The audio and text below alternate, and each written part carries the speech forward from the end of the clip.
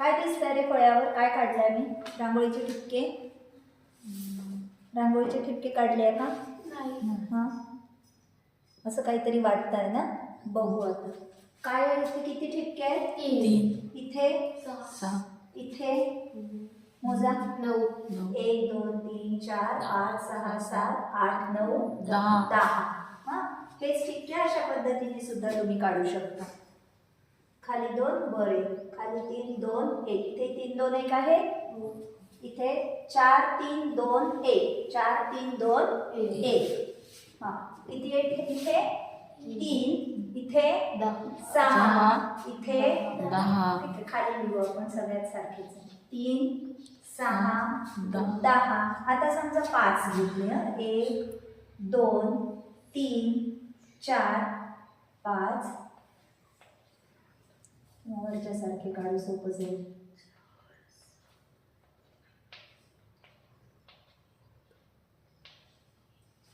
किती झाले इथे ठिपके? 1 2 3 4 5 6 7 8 14 15. काय लक्षात येत आहे? जेव्हा खाली 2 आहे तेव्हा एकूण ठिपके किती? 3 खाली 3 आहे तेव्हा एकूण ठिपके किती? 6.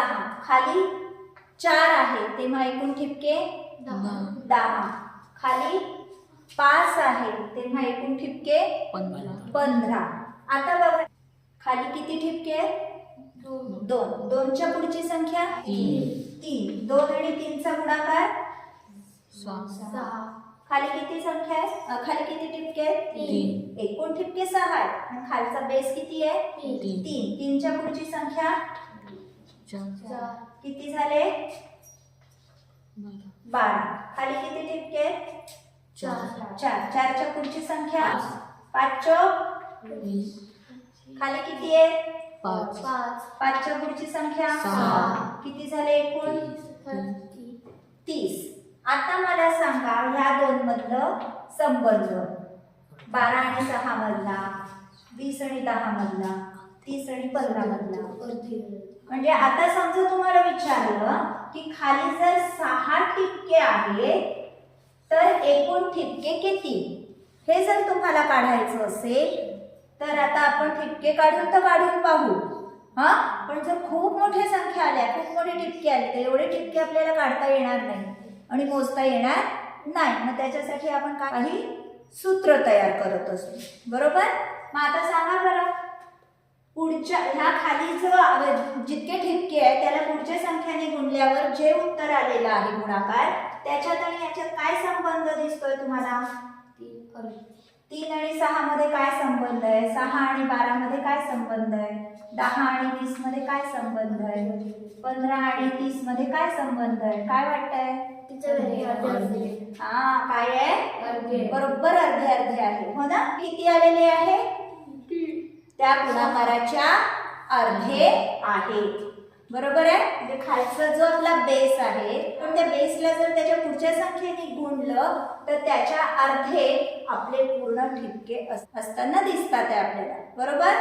जसं इथे खाली 4 आहे, 4ला आपण 5 ने गुणलं, बरोबर. किती आलं? 20. तर 20च्या एकूण ठिपके किती आहेत? 20च्या अर्धे आहेत. हा, आणि हा असं तुम्हाला त्रिकोण तयार झाल्यासारखं दिसतोय. अशा संख्यांना कोणत्या संख्या म्हणायचं? त्रिकोणी संख्या. काय म्हणाल अशा संख्यांना? त्रिकोणी संख्या. त्रिकोणी संख्या, ट्रायगोनल किंवा ट्रँग्युलर नंबर्स. ठीक आहे. आता अशा संख्या कशा ओळखायच्या? काय करायचं आपण? जर तुम्हाला विचारलं असेल की खाली इतक्या संख्या दिलेल्या आहेत तर त्या पूर्ण संख्या म्हणजे ती त्रिकोणी संख्या आहे की नाही. हा, ती कशी ओळखायची? काय करायचं? जो खालचा त्याचा बेस असतो त्याला त्याच्या पुढच्या संख्येने गुणायचं. हा, कोणतीही संख्या आपल्याला त्रिकोणी संख्या समजा एखादी काढायची आहे. हा, कोणती पण संख्या घ्या. 7 घ्या. 7च्या पुढची संख्या 8. किती झाले? 56 भागीला 2. आता मग तुम्ही सांगू शकाल 28 ही संख्या त्रिकोणी संख्या आहे. ह्या सगळ्या संख्या कशा आहेत? 3 6 10 15, आता ही किती येईल? 42, 42 भागिले 2 21. 7 असेल तर 7 8 56. 21 च्या पुढची त्रिकोणी संख्या किती? कोणती? 28. हा, आता समजा मी म्हटलं खाली हे किती होते? 6 ना. हा, 8 9 72. 72 च्या अर्धे किती? म्हणजे 28 च्या पुढची त्रिकोणी संख्या किती? 36. समजला? ह्या संख्यांना काय म्हणतात? त्रिकोणी संख्या. त्रिकोणी संख्या ओळखायला काय करायचं? कोणत्याही लागून असलेल्या संख्यांचा गुणाकार करायचा आणि त्याला 2नी भागायचं. काय करायचं? 2नी भागायचं. म्हणजे लगतच्या 2 संख्यांच्या गुणाकाराला जर 2नी भागलं तर आपल्याला काय मिळते? त्रिकोणी संख्या मिळते.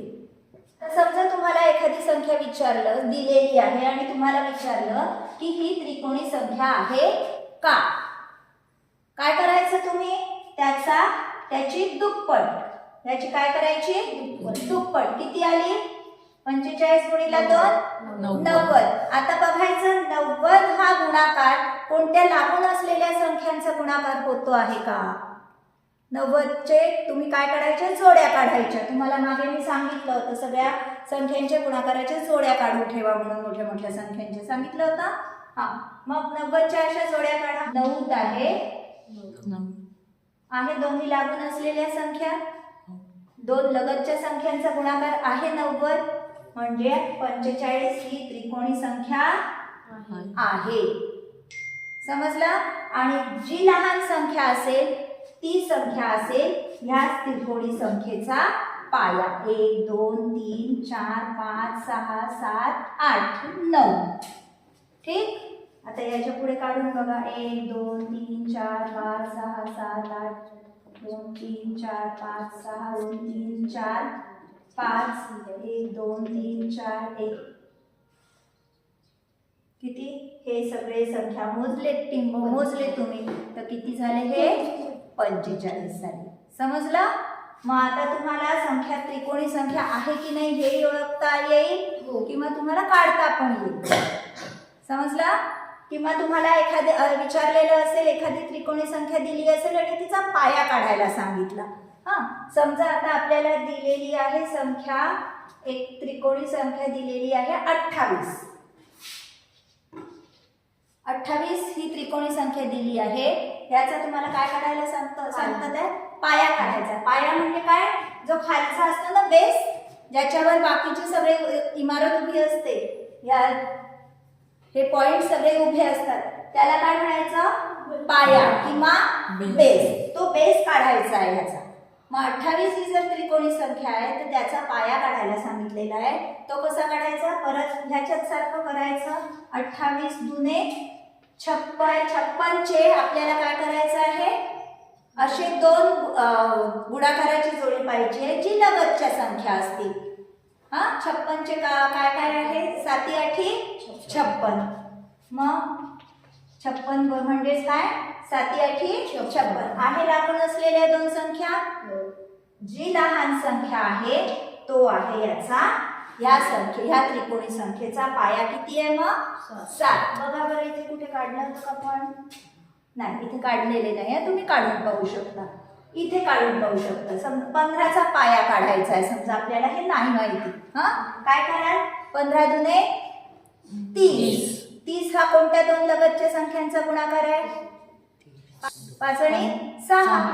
6 पंचे 30. मग त्याच्यातली जी लहान संख्या आहे तो आहे आपला पाया. ठीक आहे? आलं लक्षात? 1 2 3 4 5 ह्या झाल्या त्रिकोणी संख्या.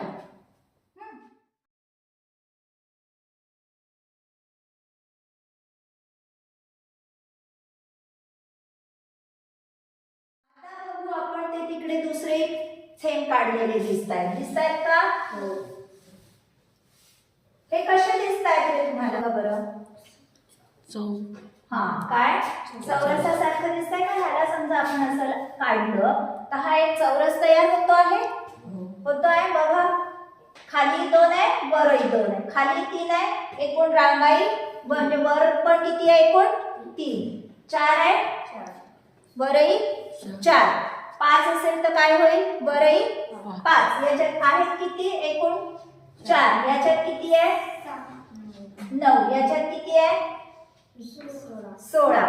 तुम्हाला माहिती आहे हा 2 चा वर्ग, हा 3 चा वर्ग, हा 4 चा वर्ग. मग आता नक्की 16 च्या पुढची चौरस संख्या काय येईल 5 चा वर्ग. किती 5 चा वर्ग 25. 25 च्या पुढची चौरस संख्या 6 चा वर्ग, 6 चा वर्ग 6 6 36. समजला? आलं लक्षात? ह्या संख्यांना म्हणतात चौरस संख्या. काय म्हणतात चौरस संख्या. ह्याच्यावर तुम्हाला प्रश्न येऊ शकतात, तुम्हाला विचारू शकतात 16 च्या पुढची चौरस संख्या कोणती, हा, किंवा तुम्हाला 20 दिलेलं असेल आणि विचारतील 20 ही चौरस संख्या आहे का, ठीक आहे, किंवा 28 दिलेलं होतं मगाशी, 28 ही कशी संख्या आहे त्रिकोणी संख्या. आपण पाहिलं होतं 7 8 56 म्हणून त्याच्या अर्धे 28, म्हणजे ही कशी आहे संख्या. ही चौरस संख्या आहे का नाही, ही चौरस संख्या नाही. ही कशी संख्या आहे त्रिकोणी संख्या आहे. 20 ही चौरस संख्या आहे का नाही, आणि त्रिकोणी पण नाही. समजला? अशा प्रकारचे तुम्हाला प्रश्न येऊ शकतात, त्याच्यासाठी या गोष्टी तुम्ही माहिती ठेवायच्या. ठीक आहे, आलं लक्षात? त्रिकोणी संख्या आणि चौरस संख्या लक्षात ठेवायचं. आपण चौरस संख्या ह्या नेहमी पूर्ण वर्ग संख्याच असतात.